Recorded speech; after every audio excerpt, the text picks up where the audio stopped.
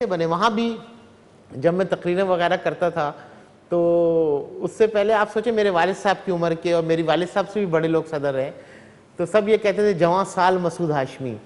तो मैं बड़ा खुश मैं कहता था यहाँ मैं आता हूँ मुझे बड़ी अच्छी फीलिंग होती है, कोई यंग तो कह रहा है वरना तो मैं बुढ़ा हो गया। बस सोचा आपको 25 साल का एक्सपीरियंस है एडवर्टाइजिंग में, जिसमें आपको एक मार्केटिंग एक्सीलेंस अवार्ड भी मिला, एक बहुत बड़ी अचीवमेंट है वो। तो आप सही बेहतर तरीके से बता सकते हैं कि जो पाकिस्तान में एडवर्टाइजिंग के कॉन्सेप्ट्स हैं और जो कैंपेन्स चलती हैं वो बाहर से इतना डिफरेंट क्यों हैं? देखिए मैं आपको बताऊं कि एक तो हमारे मुल्क की बड़ी बदकिस्मती है कि हमारे एडवर्टाइजिंग मार्केट बहुत छोटी है। आज भी सबीन हम $300 मिलियन की एडवर्टाइजिंग मार्केट है। $300 मिलियन का अगर कोई क्लाइंट, आपको पता है मेरी एफिलिएशन है दुनिया की सबसे बड़ी एडवर्टाइजिंग एजेंसी मैकैन एरिक्सन के साथ, 200-400 मिलियन डॉलर का जब कोई क्लाइंट हमारे मैकैन के पास आता है तो हम सोचते हैं कि हम वो क्लाइंट लें या ना लें, कहीं हमारा उसको कोई कंपटीशन तो नहीं है, और 100 फैक्टर्स होते हैं। तो 300 मिलियन की पूरी मार्केट का मतलब है हमारी आज पूरी इश्तिहारियात की जो सनत है पाकिस्तान की वो 25 अरब रुपए की है। आप यकीन करेंगी कि इंडिया में एक एडवर्टाइजिंग एजेंसी की इतनी बिलिंग है, एक मार्केट नहीं डेवलप हुई। हाँ, क्योंकि वहाँ की मार्केट वाकई आप सही कह रहे हैं कि डिफरेंट है कि एक तो एड्स बड़े ह्यूमरस होते हैं और दूसरा ये कि कई मुश्किल भी होते हैं। कि एक क्रेडिट कार्ड के ऊपर ही एक मैं कमर्शियल देख रही थी, इंडिया का ही लोकल कमर्शियल था, वो इतना मुश्किल था कि आम जो आदमी, अगर पाकिस्तान का कोई आम आदमी, उसको समझ में नहीं आया। तो इसमें किसकी फॉल्ट है? या लोगों को अवेयरनेस नहीं है या फिर एडवर्टाइजिंग एजेंसीज जो हैं वो उस लेवल के ऐड ही नहीं बनाते कि लोग उसे यूज़ करें? एक्चुअली इंडिया, आपने बहुत अच्छी एग्जांपल दी है। इंडियन एडवर्टाइजिंग, आपको शायद पता हो या ना पता हो, इस वक्त दुनिया में सबसे क्रिएटिव एडवर्टाइजिंग समझी जा रही है। इंडिया दुनिया में सबसे क्रिएटिव एडवर्टाइजिंग समझी जा रही है। इसलिए जो मैं उनका एसेंस समझता हूँ वो ये है कि वो कंज्यूमर से जाकर कंज्यूमर को समझने की कोशिश करते हैं। हमारे यहाँ एक जुमला होता है, हम उसे कहते हैं कंज्यूमर इंसाइट्स। इंसाइट्स एक तो होती है कंज्यूमर रिसर्च, एक होती है कंज्यूमर इंसाइट। इंसाइट वो चीज़ होती है जब आप रिसर्च आपके पास आती है तो उन रिसर्च की लाइनों में कहीं बीच में वो इंसाइट होती है। आप अगर इंटरनेशनल ऐड भी देखें जो इंडिया में चल रहे हैं, वो किसी न किसी तरह उसमें एक ऐसी इंसाइट निकालते हैं जो अपने कल्चर से उसको पिरो देते हैं उसके अंदर एक धागे में। अगर आप फेंटा का ऐड उठाएं, मैं एक मिसाल देता हूं, मैं अपने किसी क्लाइंट की मिसाल इसके लिए दूंगा कि I don't want to project that. Fanta का ऐड उठाएं तो उन्होंने दिखाया गाय के सामने वो फेंटा को हिला रहा है तो वो गर्दन हिलाती है। अच्छा, गाय से वहाँ सवाल करते हैं लोग, और गाय कैसे गर्दन हिलाती है उसका इन्हिसार होता है, उनकी एक कल्चरल वो है, उनकी एक रिलीजियस वो है, उसको उन्होंने फेंटा के साथ मिलाया। कहाँ इंटरनेशनल ब्रांड, कहाँ लोकल चीज़।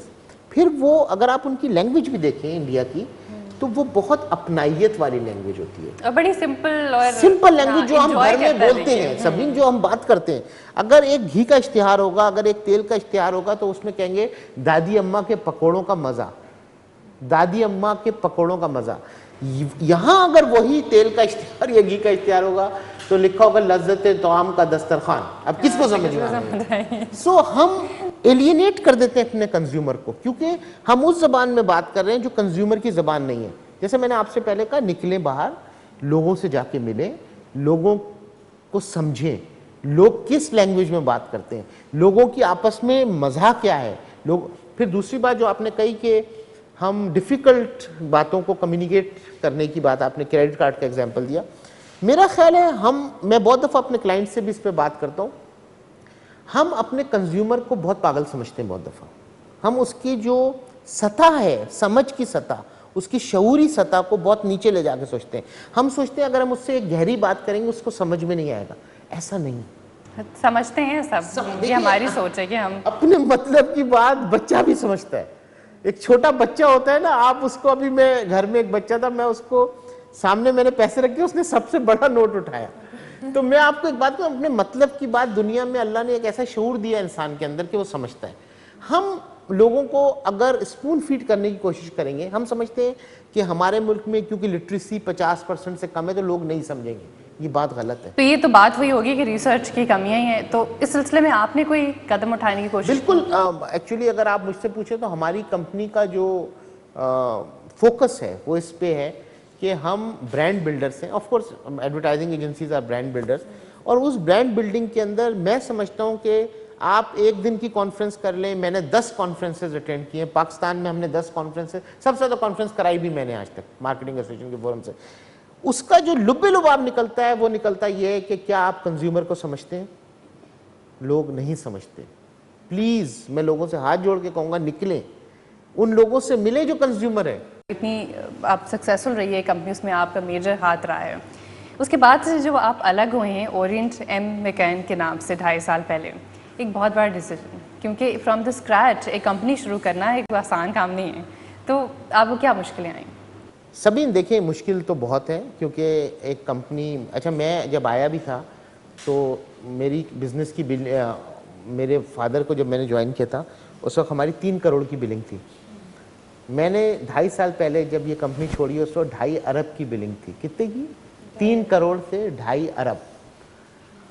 और जो लोग, क्योंकि ये प्रोग्राम ज़्यादातर प्रोफेशनल देखते हैं, उनको पता है कि ये 25 साल मैंने किस तरह गुजारे हैं। मैंने अपने ऑफिस के कमरे के अलावा, मैंने प्रोफेशनल मीटिंग्स के अलावा कुछ नहीं देखा। अगर दुनिया भी देखी है तो किसी कारोबारी निस्बत से देखी है। बहुत मेहनत की और इस मुकाम पे लाया। जब मैं हटा तो मैं चीफ एग्जीक्यूटिव था, मेरे वालिद साहब मेरे साथ थे, भाई भी देखते थे।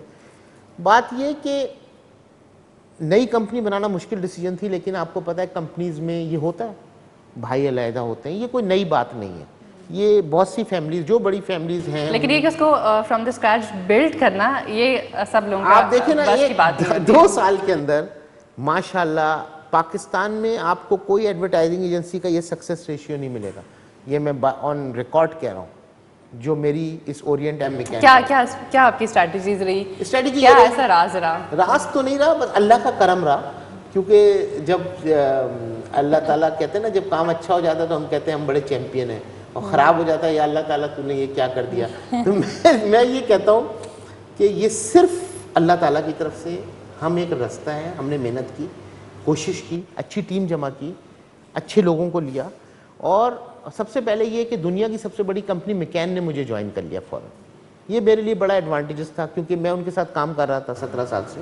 आपके तो क्लाइंट्स जो हैं और जो आपकी एफिलिएशन जो पहले भी रही है वो तो आपके साथ यहाँ ही आ गए हो, क्योंकि हर मार्केटिंग में तो ये होता है कि एक दूसरी तरह की एफिलिएशन हो जाती है, यानी कि एक इंटरेक्शन जैसे होती है, उसी के साथ ही क्लाइंट्स इंटरेक्शन है, फिर प्रोफेशनलिज्म है, फिर मैकन जैसे सबसे बड़ी बात जो है, मैकन ने बहुत मेरा मतलब है फर्स्ट मंथ में मेरे साथ मैकन ने मुझे ज्वाइन कर लिया था, जो बहुत बड़ी बात है। दुनिया की सबसे बड़ी कंपनी है मैकन एरिक्सन, उसने मुझे ज्वाइन कर लिया। फिर हमारे क्लाइंट्स हैं इस वक्त, आप देखिए सिर्फ 2-2.5 साल के अंदर मैं अगर आपको लिस्ट बताऊं, गार्नियर हमारे पास है, लॉरियल है, MCB है, बैंक इस्लामी है, कैंडी लैंड है, नेस्ले है, पैकेजेस है, मतलब ये just a name of few. Arif Habib group है, आपने आरिफ हबीब साहब को इंटरव्यू किया, मैं उसे देख रहा था, ये वेरी गुड इंटरव्यू। तो बात ये है कि एक बहुत बड़ी क्लाइंट लिस्ट हमने, ये तो मैं आपको मेजर बता रहा हूँ, बहुत से मेरे से मिस हो गए होंगे, I am sorry for that. बहुत बड़ी लिस्ट है हमारे पास अल्लाह